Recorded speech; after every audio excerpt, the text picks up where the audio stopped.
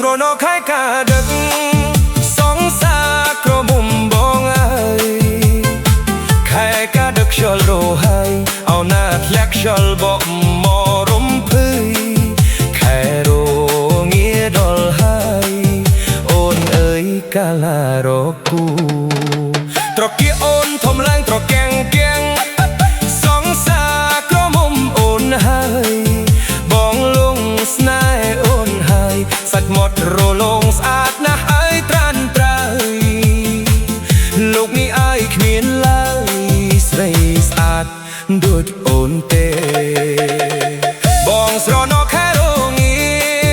សងសាក្រមុំបងអើយបងស្រណោខែរងាធ្វើម្ដេចបានអូនជាគូហើយនឹងគ្នាសងសាក្រមុំបងអើយខ្នើយមួយពីរនាក់ធ្វើម្ដេចបានអូនជាគូអើយនឹងគ្នាសងសាក្រមុំបងអើយខ្នើយមួយពីរនាក់បានឃើញនោះម្ដងចិត្តមកបងចង់ស្ម័គ្រមេត្រីអូនគឺជាស្រីស្អាតជាងគេទាំងអស់ណាស្រស់ពីស្រីប្រុសគ្រប់គ្នាឃើញហើយចង់តែសុំស្នេហ៍ស្រីបងក៏មិនទុកយូរអីតាមសុំស្នេហ៍ស្រីអីលើនឹងឆ្លើយប្រាប់បងភ្លាមបងមិននៅស្ងៀមចូលដល់ចាស់ទុំ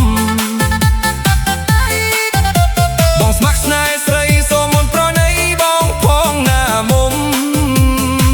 បើអូនយល់ព្រមចូលដល់ចាស់ទុំដនដឹងស្រីមុំការតាមប្រពៃណីបងស្រណោខែកាដឹកសងសាក្រមុំបងអើយ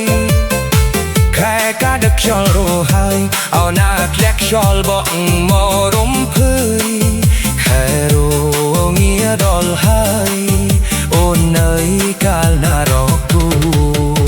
ត្រកៀអូនធំឡើងត្រកាំងកាំងសងសាក្រមុំអូនហើយ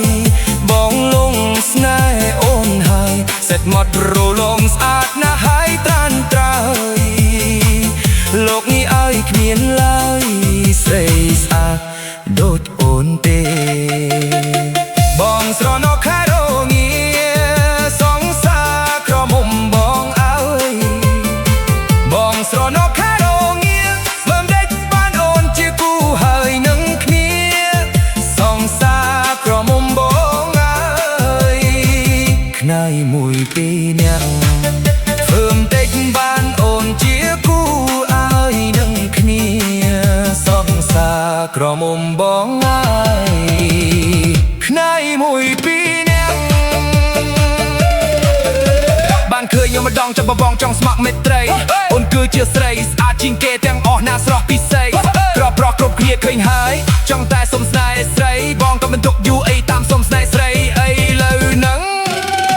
ឆ្លើយប្រាប់បងភ្លាមបងមិននៅស្ងៀមចូលដល់ចាស់ទុំបងស្ម័គ្រស្នេហ៍ស្រីសូមមុនប្រណីបងផងណាមុំបើអូ